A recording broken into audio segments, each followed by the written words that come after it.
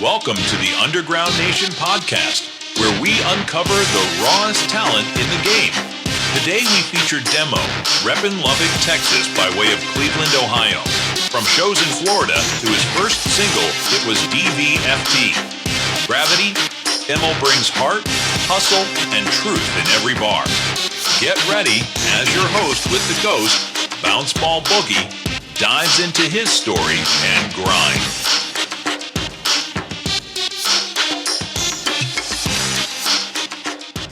Yo, what's good, Underground Nation? You're tapped in with your host with the ghost, Ball Boogie. And tonight, we got a special one for y'all. We're bringing in an artist who's been carving his own lane with raw emotion, real stories, and a versatile style that blends rap and R&B in a way that hits straight to the soul. You might have caught his tracks like Lost Souls, Gaslight, NBA, and She Wrong floating across your playlist. And if you haven't, you're about to get put on. This man is not just a rapper, not just a singer, he's an entertainer in every sense of the word, from acting and modeling to dancing and creating. He's living proof of turning dust into diamonds. Underground Nation, lock in, turn it up, and let's welcome to the mic, DIMO. Yo, what's up, y'all? What's up? DIMO, welcome on to the show, man. How are you? Feeling good, honestly. This is kind of one of those the exciting moments. Well, good. I'm glad I could be a part of that moment. Me too. I'm grateful. Absolutely. Well, we got introduced by a good friend of mine, and I went digging and did some research and found some really cool music that you had put out. And I'm dying to learn more about it. Cool? All right. Yeah, definitely. Let's get it. Well, I just really want to start from the basics. You know what I mean? You're a new artist. I just want me and the listeners to know, well, how can I say this? From just getting introduced to you, who is DIMO? What do you want people to feel when they hear your name? Oh, man. So DIMO is like a personification of my emotions. So what I want people to feel is their raw emotion. Like I want people to like be like, oh man, did you hear that one track? Like I had, before Gaslight came out. Actually, no, it wasn't Gaslight. It was my song My Boo. I put out a song called My Boo, and before I put it out, I had showed it to a couple people who like knew I made music, and this one girl just started crying. Oh man. Like I was like, are you okay? Like I wasn't ready for her to be crying. She was like, she let me know, she was like, yeah, I'm fine. It's just, that's literally my life right now. And she was like, and the fact that you barely know me and you were able to make a song that could speak my life like that is insane and amazing. Wow. Like I was just like, wow.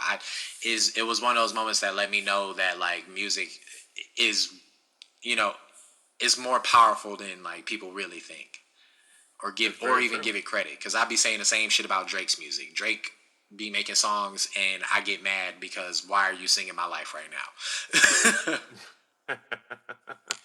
Yeah, it makes complete sense. You but from your point of view, you're more than just a musician. You described yourself as an artist, actor, dancer, and entertainer. Can we learn which lane came first and which lane do you see carrying your future? So if I really think about it, I've been singing and writing poetry since I was 5. So that came first. The singing and the songwriting came first.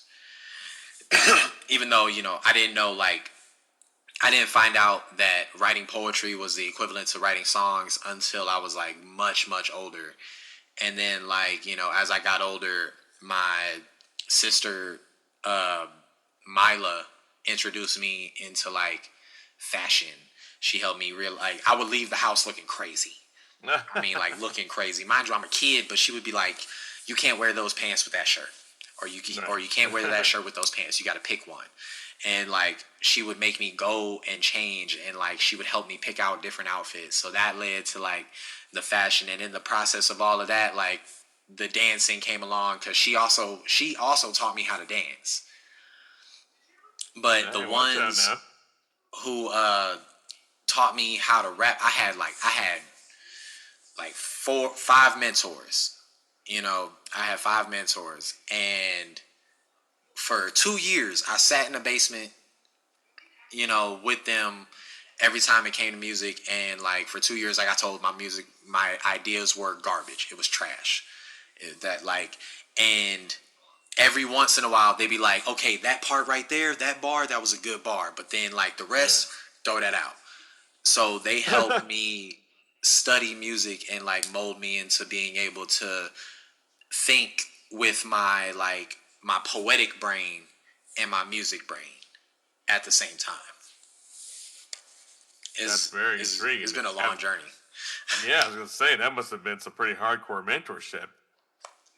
I mean, you weren't locked in the basement being forced to learn the music, were you? Right. Stuck in a different kind of lab. Right. No, I wasn't locked in there though. It was just so one of the main mentors was my cousin Coy. Okay. And him, my cousin Mike, their homeboy Vic, Lando, and Bizarre, they all had their own music group called the Landlords when they were living up in Cleveland. Right. And so when they heard me like doing my little freestyle thing, I've been good at freestyling, but they heard it and they were like, "Man, you really gonna do this?" I was like, "Yeah." So like I live with my cousin, and like I took the basement as my room, and so like, but that was also the man cave. So we all was constantly around each other whenever they come around, and they help mold me. Like Vic helped me learn how to sing. Coy, Lando helped me learn how to be melodic and write my music. Bizarre helped me be clever with like my idiocies, and Mike was the one who gave me like the ability to understand delivery and stage presence. Wow, incredible. So this is a family influence. Yeah, big family influence. Are they still at it today as well? No, like now they all got like professional jobs and businesses and stuff. But you know, I send them my music every time I make something new. Every time I make a new song, before I even put it out, for the most part, I send it to them, and I get their opinion. And that, like, you know, they'd be like, "Man, that was like my last album, the Lost Souls album. I sent them everything, and they told me they were liking it. A few songs that, you know, weren't really their vibe, but that's anybody." Sure, absolutely. So help me clarify. You just mentioned Cleveland. I was under the impression that you were over in Texas somewhere. Where were you born, and where do you represent today? Okay, so I was born in like Toledo, Ohio. Okay. And I grew up between there and Cleveland. And then like as I got like to like the end of middle school, beginning of high school, summer college, I was in Orlando, Florida, and causing a whole ministry, I was a menace out there. So my mom sent me here where I'm at now, which is like Lubbock, Texas. She sent me here back when I was like 17 actually. Okay. And I went back to all my roots and did everything, and now I'm back in Texas. I am in Lubbock right now, and I'm trying to. It's actually a nice city. It's pretty cool. It's one of those places that I do consider home now that I've like been here so long. So I guess right now I'm representing Lubbock, but we always represent, you know, the CLE and the Big O. Always got to represent the homeland. Yeah, absolutely. Well, it seems like you want to travel eventually. Maybe start doing some out-of-state shows, and maybe get built up, start doing a tour. Yeah, that's definitely a big goal. Like there was supposed to be a tour going on that I was like, on the roster for, but then there was a lot of like miscommunication going on, and like people saying one thing, but really it didn't happen, or it wasn't happening the way they were saying. So I pulled myself out of it. I didn't want to be tied to something that like really was just gonna go nowhere. Like I had already been building up people to like be ready for the tour. I was like, man, I'm supposed to be going on a tour. I got invited on a tour, and then once that all happened, I kind of told him, I was like, you know what, take me off. Y'all can't figure out how we getting paid and all of this other stuff. I just need to be off of it. And, do I want more shows? Absolutely. I want to. Sure. I noticed that because I follow a lot of my streams and where everything is going. So like, I definitely got to go. I got to hit my hometowns. Like I got to hit Ohio. I got to hit Florida. And then out here in Texas alone, like people in Dallas and San Antonio, like Houston. Apparently, I'm starting to blow up in like Washington and Denver, getting more plays out there. So I think that's really cool. So those are like some places that I want to end up going and being seen, like even if it's for one night only. Yeah, absolutely. Well, I'm in Denver, so if you ever want to plan that out, I'm your guy. Definitely. Very cool. I'm glad how Denver crept in there. Right. Cool. The universe works in strange ways, my man. Yes, it does. So as I stated earlier, I was doing some research on you as an artist, and one thing that stood out to me, taking dust and making diamonds, that was in your bio. What does that mean to you in real life? If you're vibing with Demo, then you're only scratching the surface of what's happening in the underground. Tap into underground-nation.com, your official gateway to raw talent, real stories, and music that hits different. From exclusive artist interviews to behind-the-scenes features, we're always digging deep to find the best to be found in the underground. Walk in, turn up, and stay tuned. This is the Underground Nation podcast with your host with the ghost, Bounce Ball Boogie.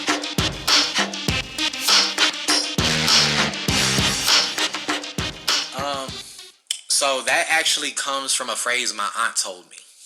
Okay. She would always call me, and I don't know if she made this reference from Aladdin or not, but she would always say, I'm the diamond in the rough of the family.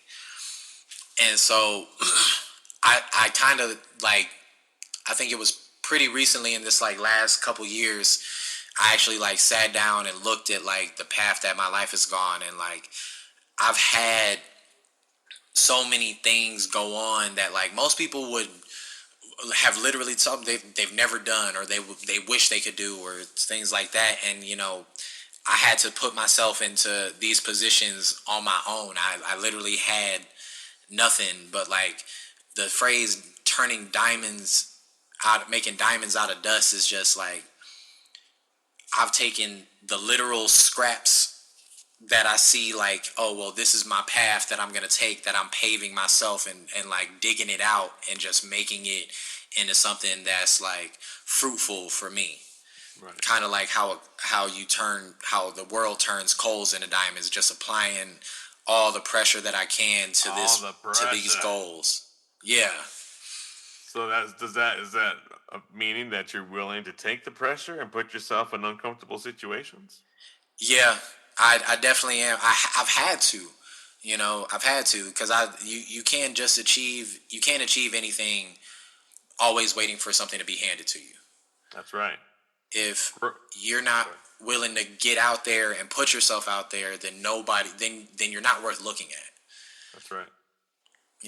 Like even with like and that was a trait I realized I had with like friends. We would go out and they'd be like, oh, that girl is cute. And I'd just be like, go talk to her. Like, go see what she's about. She's a girl. That's it. That's all she is a girl. She's not like, it's not like you're talking to the creator of the universe right now.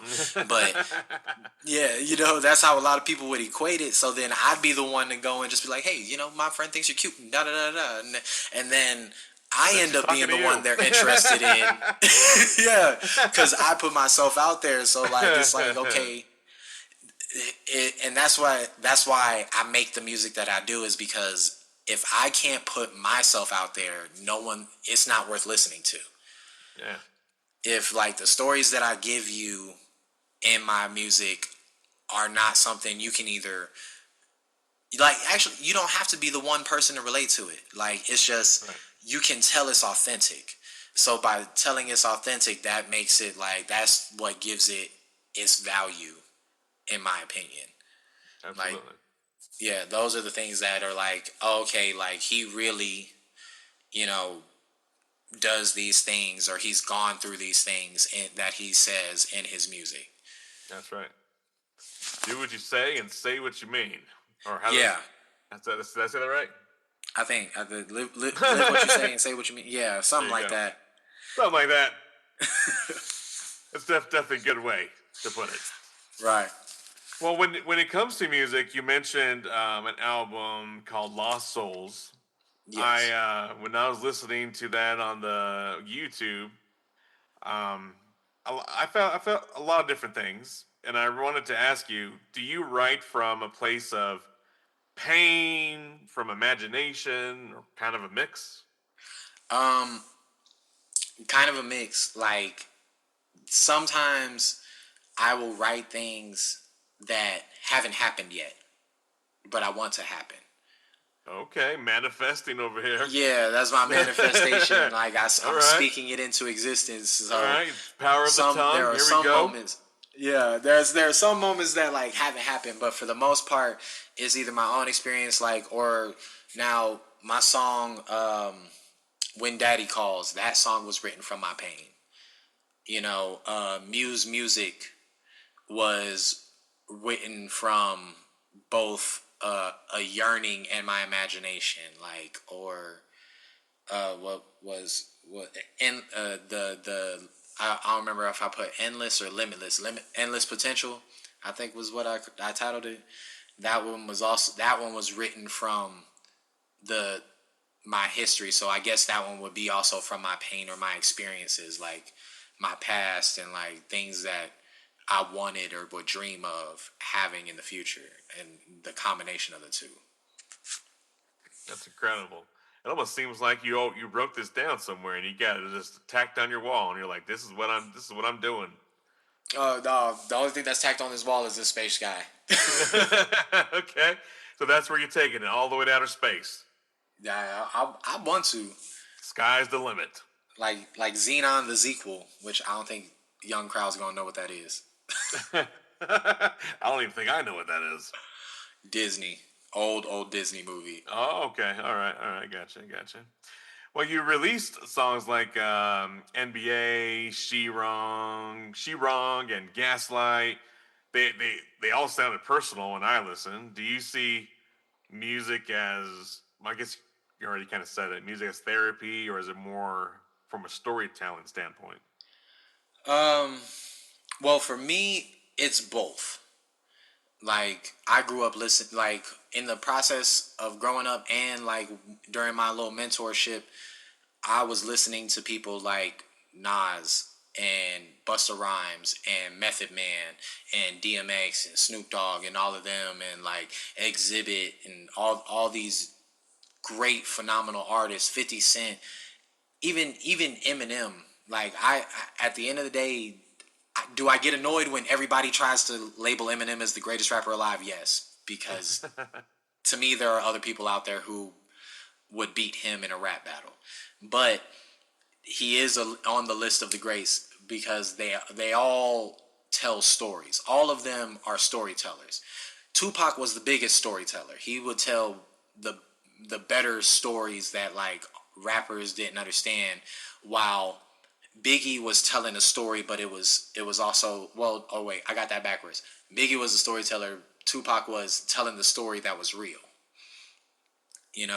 Or like when Nas made the song "I Give You Power," that song was a story from the perspective of a gun, but it was real because you're not gonna think of these experiences unless you deal with it. You know, so it's like, okay, I got a gun. Like, this is, what is my gun's daily life? You know?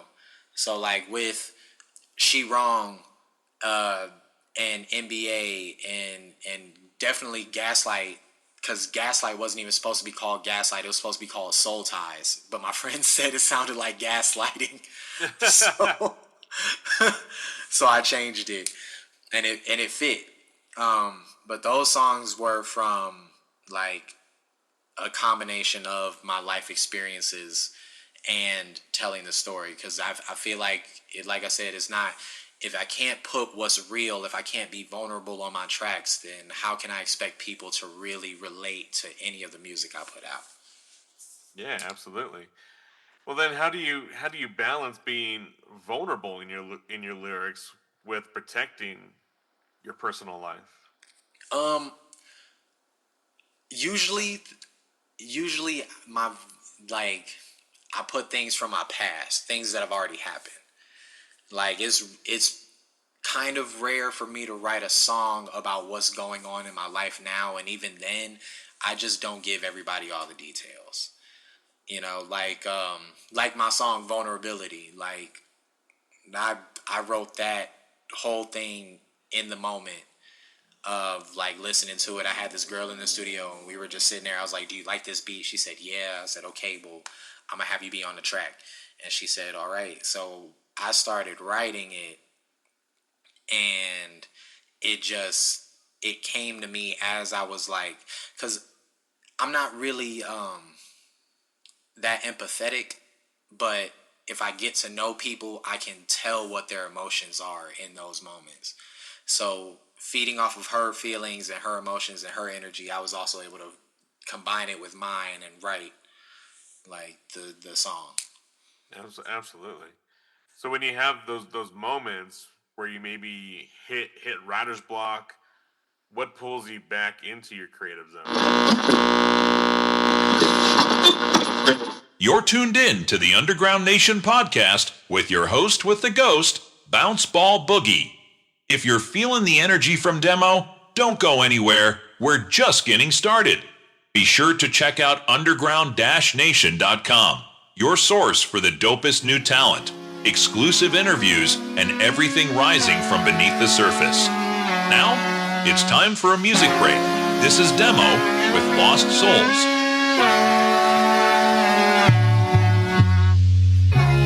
Life's steady changing. Don't know who to trust now. This shit get dangerous. It's the road that we go down. Whoa, no saving your soul.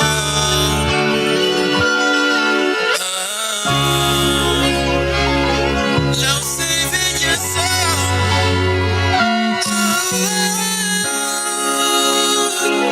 No saving my soul. Don't make me lose control. It's the life I chose. Coming up, we had to learn how to hustle. These niggas didn't like us, we had us some stuff. Got us a pack, start moving muscle. They say you can't beat them, then nigga you bust. I was running the field trying to catch me a pass. Found me a plug and start moving grab. Made 50K off of that and a little hash.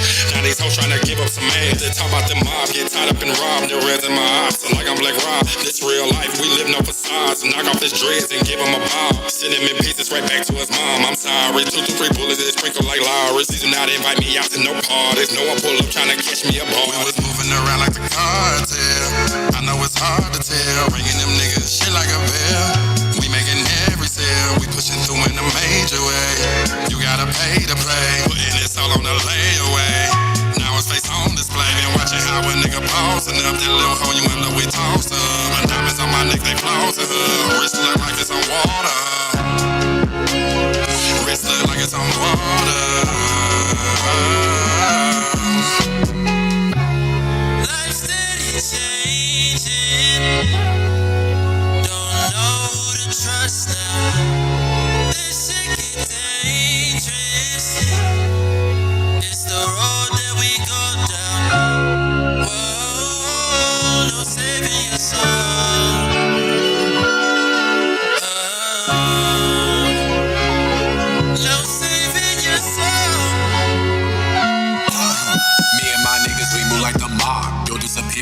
got a bob, no solid side. My ass a muffle, keep an eye on the pot, don't let it bubble. Bubble, bubble, nigga, toil in trouble. Fire burn in the cauldron. So like with the writer's block thing, because it definitely happens. I will sit down, I will take a break from my music. Whenever I get writer's block on my music, I will take a break, and I will actually go to some of my cousins who I've made music with, and I'll either help them write a song, or I ask them for their opinions and to help me finish it, because I'll be like, bro, I can't think of anything else. Like my mind is a blank, you know. Like Change is Pain. I was in the zone, sitting on Instagram Live, made the first verse, and like started writing the second, but I couldn't think of a hook. And so my cousin came, and I was like, here's what I got. I was like, they were like, what you been working on? And I showed him, and he was like, can I get on that one? I said, you know what? Yes, because I have nothing else. Like, that's why you'll see TTR as the hook as for that song, and I'm doing the verses because I couldn't think of anything. And those are the moments where like, okay, now that I've got some new energy, new experience going on, and like new thoughts flowing with mine, I can think of something else. And like sometimes being around the people that I make music with helps me to write a song. Or like just the other day I started writing a song for like this. I just decided to start another project, and I started writing a song because of a girl I got introduced to. You know, okay. I went out of town with my friend, and you know, I ended up meeting somebody, and she was really cool, like actually very chill person. And we all was hanging out, having a good time, and then it inspired me to write a song. I was just like, you know what? I need to write a song. Like, I need to release this song that I'm supposed to have set to release already. So I set it to release, and then I started writing another song right after that. Like, no beat, just just words. Incredible. So this female friend that you mentioned, is she still in your life today? Did it go any further from there? We're just we just became friends, so it's nothing like nothing special. It's just, I thought the song we made just somebody I just met. Feet. Yeah, like and you never know. Like I always think, and it's always funny because that's a question a lot of people ask me. They're like, "Well, who is this song about? Who is this song about?" And I'm like, sometimes it's about nobody in particular. Right. I just got inspired by, like, I could say it's about people because certain people inspired it, but like that'd be a lie. Right, you know, it's like they helped inspire the song, yes, but it's not a song about them. Right. You know. Totally so get it. That happens a lot. Well, then, with future projects, if you could collaborate with any artist right now, in indie or mainstream, who would push you the hardest? Ooh. Okay. Now this one I actually have a list of people for. All right. Okay. Give it the top one. The top ones, I would do a song with with Giveon for sure. Even though it irks my soul, the man irks my the way women are obsessed with this man, it irks me. But I respectfully, I would do a song with Chris Brown. Definitely do a track with like Doja or Megan. You got like. There's like another person, Childish Gambino. If Childish Gambino were to ever call me and be like, "Hey, I want you on a track," I'm dropping everything. Like the only way I wouldn't would be like I'm in the studio right now with like JID and J. Cole. I'm them too. I'm gonna do a track. I want to do a track with them too because them dudes is cool. Earth Gang, all of them.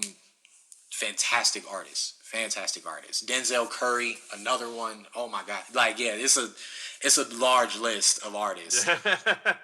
Do you feel just scoring one of those as a feature would change the game for you? Yeah, I do. Kind of the same way. Vic Mensa scoring a song with like Kanye West changed everything for him. You know, like that song, nobody knew who Vic Mensa was until You Mad came out. People knew who Chance the Rapper was, but nobody knew who Chance was until Cocoa Butter Kisses with Twista came out. You know, and Vic Mensa was on that too, but nobody's aware that was Vic for the most part. So it's like it's definitely I definitely have learned that doing tracks with like people with certain names changes the game. Just like Lil Baby.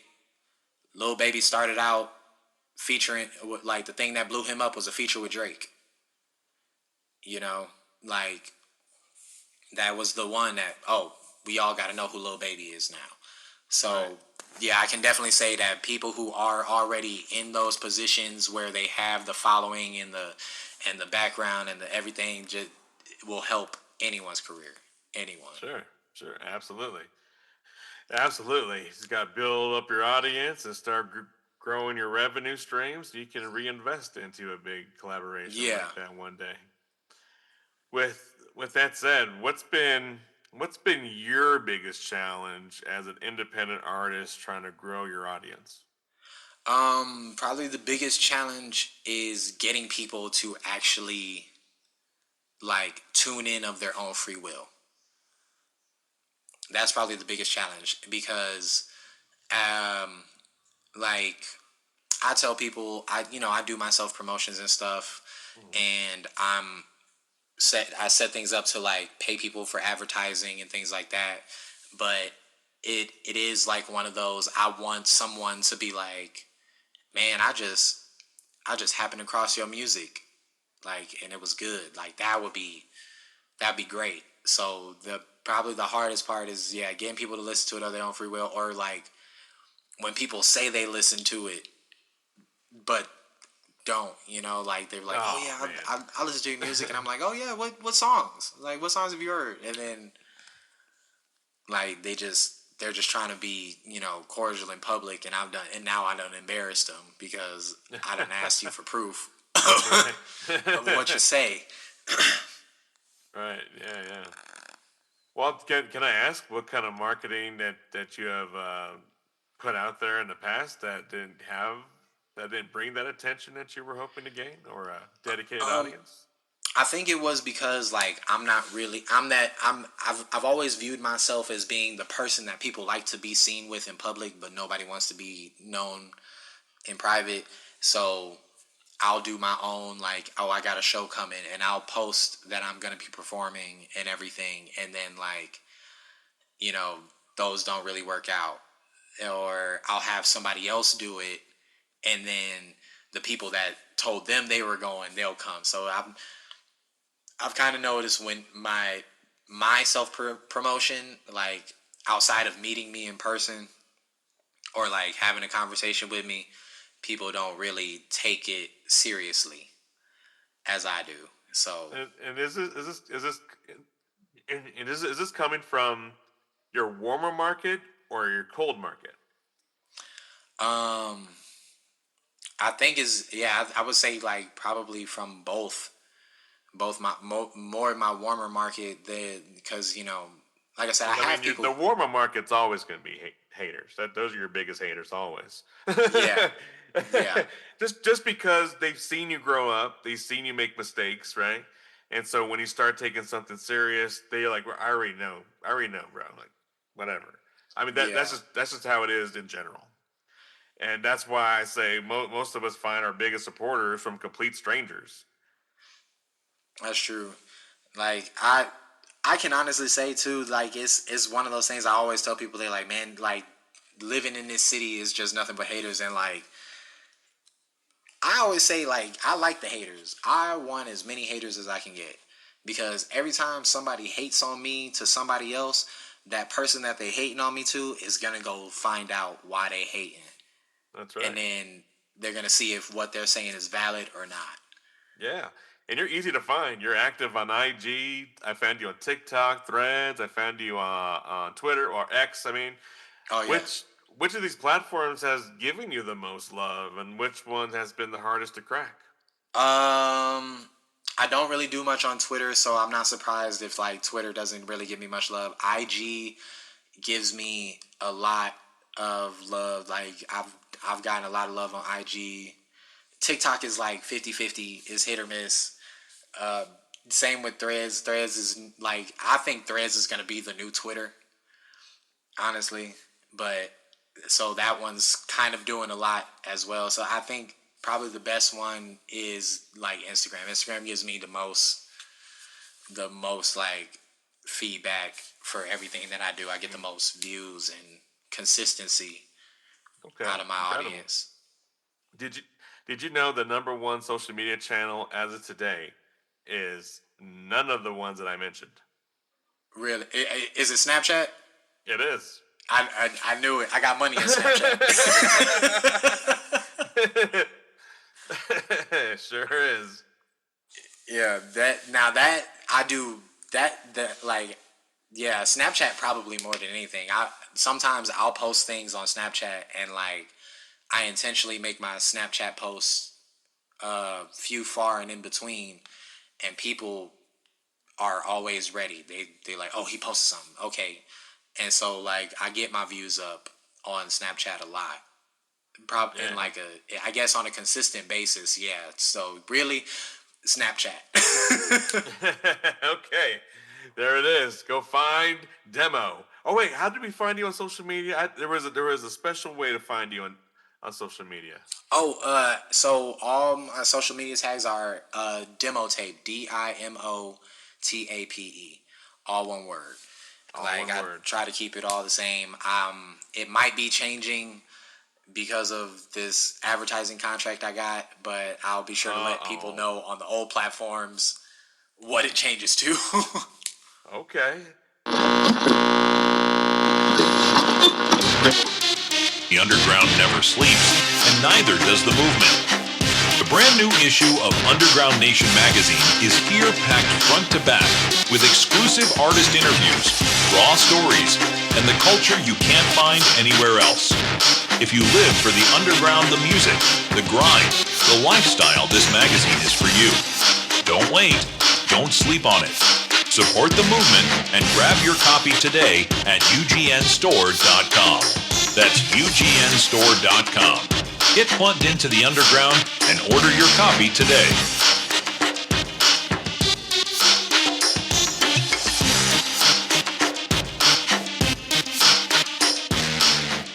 So you're saying you're like signing over for them to take over your social media channels or something? Yeah, like I'm trying to become more professional with how I do things. You know, it's cool having my own personal channels and people tuning into those, but at the same time, I do want there to be a level of professionalism. That way, I don't know. I'm thinking about for the day that, like, you know, certain people come and see and they're like, oh, well, I want to work with him. He's a good investment. I want people to look at me and say that's a good investment. And they can't do that off. They're probably not going to do that off a personal channel because I know I wouldn't. You know, I want to see a professional page. I mean, your YouTube, it was all music based. It was professional. When I saw your TikTok, it was very professional. It complemented your YouTube actually, and the IG also. They are all blended well together. So I would say I didn't even look at it as like a personal channel. It's an artist page. Oh, well, that's appreciated. That's the first time I've heard it because to me that's one of those things. Is like from my perspective, I know like, well, these are the things that I just be on, like, you know, and I'm trying to make them, and I've tried to evolve those pages into professional pages. Have you ever tried to do like live streaming on any of these? Like let people into your time when you're writing lyrics, or maybe when you're recording, maybe behind the scenes of a show, stuff like that. Actually, yes, I do that. So that is one of the main things I do on TikTok and Instagram. So like on Instagram, sometimes I'll log in and it'll be when I'm in the studio recording a song. Yeah. And the Yeah, process we of want to making see music. that behind the scenes shit. People love Yeah. it. We know with all the AI shit going on, man, the more authentic you can show your audience, the more they're going to relate to you. You know what I'm saying? I agree. Like, actually, I wrote Gaslight on like live streaming on TikTok. I was literally sitting there and like they were like, play this song, play that song. I was like, look, y'all, I'm not doing music requests right now. Right now, y'all getting to see me write a song that's gonna be a hit, right. like, and so on and so forth. And then like I went live again when I was recording it, and like one day I performed it and I was live for that too. So like I do a lot more. I think I do more live streaming through TikTok than I do anything else. Yeah, you should pull up on us every Thursday night and Saturday night. We do a talent search where we go looking for underground artists. They donate a gift for us to play one of their songs. We review it live. You could join the panel and help us review songs. And if we like what we hear, we invite them to the hot seat where you are today to be interviewed on the podcast and magazine. Oh yeah, I'm gonna definitely have to do that, especially as the new music's coming out. Yeah, it definitely shows a lot of fun. The other night, I had one of my panel guests get a Galaxy before I did. I was like, hold on, man. This is my shit. You're over here getting paid. But it's dope, man. I like how it works like that. Everyone comes together for Yeah. one cause, you know? Definitely. And I think people really don't look into. I mean, I think they get too blinded by the numbers, the followers, the streams, instead of being focused on building a real community. Do you feel artists get stuck in the same mindset? Yeah, I guess so. Yeah, because there are some people that I know that like their focus is on how people view them. You know, like instead of just making the build like world building, so to speak. Like it's like you're supposed to be focused on the world building, and you know that's how you got people like Travis Scott, you know, or Trippie Redd, or like those people were world building. Like they made sure that like, okay, you're gonna expect this type of feel when you come here, versus like, oh well, I got this many streams, I got that many streams. Like I had a dude that I used to be around, and he would always talk about the streams, and I was like, stop checking those. Yeah. I was like, stop checking your streams. I was like, the less you check your streams, the more streams you're gonna get. If you're constantly looking at how many people have viewed you this week, or today, or yesterday, or however you're looking at it, you're never going to achieve any new streams. Yeah, I mean that's usually when you hear an artist that's making new music, it's usually a case where they're putting all their money into the music, but they're putting zero money into marketing, or they do like the booster post on Facebook or on IG, or the booster post on TikTok, and they think Yeah. that's marketing. I'm like, that's a sense of marketing, but it's not true marketing. And I Right. always say the same dollar amount that you put into creating that song with recording, the album cover, distribution, copyright should be the same amount that you put into the marketing behind it. I agree with that. I agree completely. That's why I got somebody that I'm turning over my advertising to, and like, so all the money that I'm putting into music is also going into the advertising. Yeah, just make sure you keep control, because sometimes they'll put shit out that you didn't even fucking see or give the okay to, and they think it's dope and they think it represents you, and it doesn't. Yeah, thankfully that's in the contract. All right, cool. Well, do you see yourself as a brand or just an artist dropping songs? Yeah, I can say I see myself as a brand, simply because of the fact that like I've been dipping my toes into like these different areas to expand, and like I'm working on getting merchandise, You know, like shirts and hoodies and pants and stuff like there we that. go. Like I've been working on a fashion deal to try to get my name on things or like lyrics that I've put out onto things. So I like to think of myself as a brand in that sense, where Sure. I'm working on making it a business that like will be seen through multiple outlets. That's right. It's very cool. So when you look ahead, I don't know, say 5 years ahead from now, what does success look like for Demo?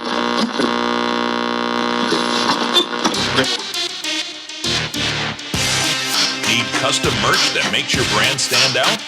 Smokin' Barrel Apparel has you covered. From screen printing and embroidery to promo gear for your next event, we bring your vision to life. Trusted by artists, businesses, and creators across the underground nation. Visit smokinba.com today and gear up with style. Smokin' Barrel Apparel, where your brand, live your grind.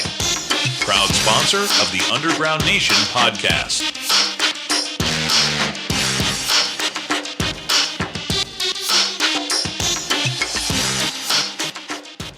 Uh, 5 years from now, success looks like people listening to my music. That's what success looks like. Success And looks wearing like your merch. yeah, like you know, where somebody wearing the merch, or I'm getting the merch out, or even like you know, I'm just chilling outside one day and somebody drives by and I'm like, I made that song that they're listening to. You know, like that's what success looks like to me. Success isn't a material thing, it's an ethereal thing for me. Like it's the full embodiment of me, essentially, for lack of a better term, being immortalized in the present day. You know, I want somebody to pull my song up 10 years from now, 12 years from now, 15 years from now, and be jamming to it, you know? Yeah. Like, to this day, somebody gonna listen, they're gonna listen to Yeah in the club. You know? Oh, And Yeah yeah. is well over 10, 15 years old. So those are the things that, like, to me are like what I consider successful. Like I wanna be known, or at least be like, yeah, hearing and seeing my things out that I put out into the world still out there is my view of success. Heck yeah, absolutely. With having that view, do you want to stay independent, or would you sign with the label if the deal was right?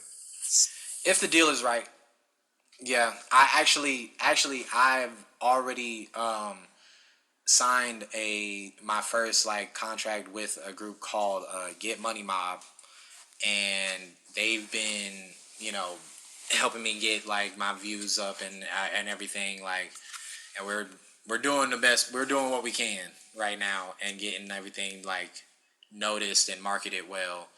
And so but after this I'm you know, when the contract is up, I want somebody to approach, but I do want it to be like the right somebody. It can't just be anybody. Like I tell people all the time, like they were like, man, if you know, like all respects to Drake and his abilities, if Drake came and asked me to sign, I'd say no. I would say no. I don't want to be affiliated with like his company. Music wise, sure, I'll probably do a feature with him, but like working for him, I don't know if that's somebody I want to work with, you know, or even who I don't even know who all has like labels. Like, you know, if I had to pick between Kendrick and J. Cole, I'd have a struggle. I'd probably lean more towards J. Cole, but like, you know, is there. There's just things like that. Yeah, I get it. Well, whatever you choose, I hope you make a good decision, because over here at Underground Nation, we're 100% against record labels. You can do everything independent. You can do everything by yourself nowadays. Definitely too. But overall, whatever decision you make in the future, and now in the present, what impact do you want your music to leave on listeners? I want more than anything. I want my daughter to be able to say she's proud to be my daughter. Absolutely. You know, like that. No matter what kind of music I make, and I even joke about it. I'm like, if my daughter ever brings somebody home and he's like, "Sir, I love your music," I'm gonna be like, "You can't date my daughter. You know too much. You know my music. Yeah, you gotta go. Like, I know the things that I say on my music. You don't need to be around her. That's not the guy for you." Oh man. But that like fair warning. Right, fair warning. That's the biggest thing. I need her to be able to say she's proud, to be my child, and I think incredible. I think just the world having their moments, like rest in peace. But my stepdad Jake, he to no matter where I'm at, the song "Always and Forever" will be by Heatwave. Yeah. It holds a very special place in my heart because of him, because of the moment that he had with that song, and like so on and so it's like that's what those are like my two biggest goals, is my music having a place in people's hearts, that past generations. That's right. Absolutely. So with that said, and then the mindset that you're speaking from now, if you could speak to your younger self before dropping your first track, what advice would you have given him? You're rocking with the Underground Nation podcast, where the underground gets loud. Keep up with the movement at underground-nation.com. Your all-access pass to the artists, the culture, and the grind that never sleeps. Stay tapped in and keep your speakers hot, because this next one's a vibe. This is Demo with Hidden Grooves. I just gotta have it all you.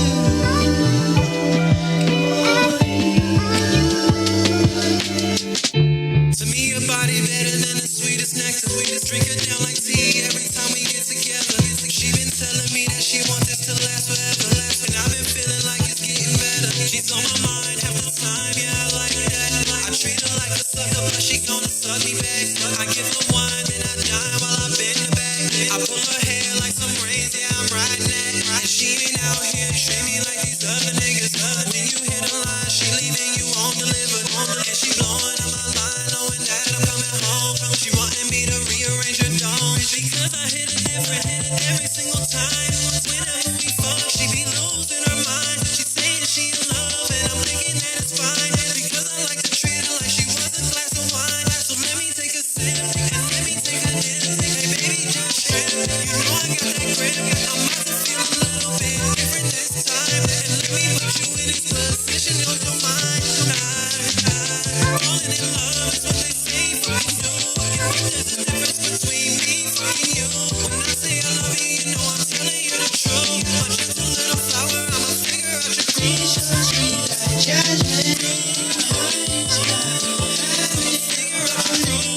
Let me see how you move. Let me figure out your groove. Let me see how you move. Let me figure out your move. Show me how you groove. You the one that's taking that I'm fucking all these hoes.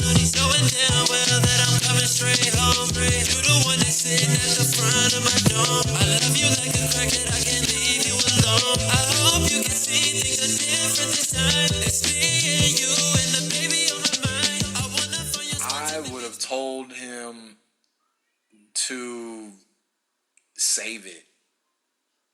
I would have told him to save it. Save it for now. Save it for when I'm out now. Because that's when it would have done great things. Like, record it. That's cool. Record it, but hold it. Yeah. Like, hold it to the point where now, like, this is when you drop that song. Because the first song I ever released was called DV. It was DV.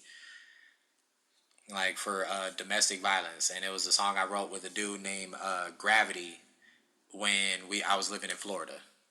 Okay. Gotcha. That was almost like 10 years ago, and that is only available on like SoundCloud. Ooh, yeah. Those exclusives on SoundCloud. You gotta love those. Yeah, I got a couple of them on there, but like not too many. That's where I put what I consider my failed projects. Yeah, absolutely. I kind of put my scraps over there too for my fans to go see what never made it to the main channels. Right. Definitely cool. Well, Demo, it's been a very cool conversation. This is where I kind of give you your time for anything you want to promote, shout anyone out, give your thank yous. It's your time to shine, my man. Well, shoot. Let's see. I got my next single is dropping. It's called Hidden Grooves. It comes out actually on my birthday on September 15th. Woo. Also, how young are you? Oh, how old am I? I'm about to be 33 this year. 33. Look, you're still a spring chicken, ladies and gentlemen. Charming. I also want to say thank you to you and our boy Craig for introducing us. Cause it's a great opportunity. Shouts out to the Give Money Mob for making sure that I stay funded. My videographers, everybody who's helped support me up until this point. Thank y'all, and thank you for the people who are out there listening to the music right now or whenever you're listening to it. I appreciate everybody so much. Because this stuff it takes a larger toll on the soul than people actually understand. So I'm glad that I'm able to help people with my music and do things. So thank you, everybody. Absolutely. Demo, you're an incredible artist. You got our support here at Underground Nation. So when you drop that single and anything that's up and coming, please send it our way, and we will do our best to help you push it out to the masses. Absolutely will do. All right, cool. Well, that was a powerful conversation, Underground Nation. Big respect to our guy Demo for sliding through and dropping gems about the grind, the music, and the mindset it takes to shine. So make sure you go run up his streams on all social media. Follow him at Demotape, DIMOTAPE at Demotape on all platforms to stay tapped in with the journey. I'm your host with the Ghost Bounce Ball Boogie in Underground Nation. We will see you next time.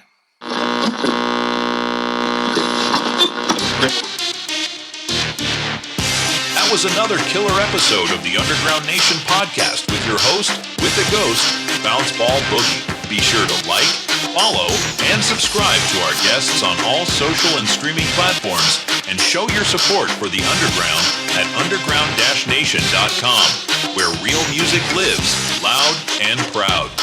Until next time, keep it raw, keep it heavy, and keep it underground.